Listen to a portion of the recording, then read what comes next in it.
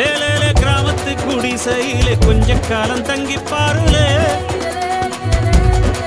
கூரையின் ஓட்டை வீரி செல்வழி நட்சத்திரம் எண்டி பாருளே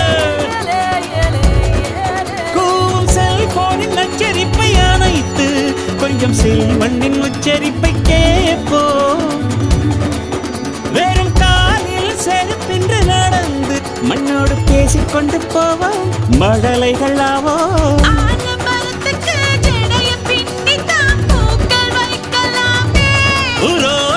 ஐயனாரிடம் கத்தி வாங்கித்தான் பென்சில் சீவலாமே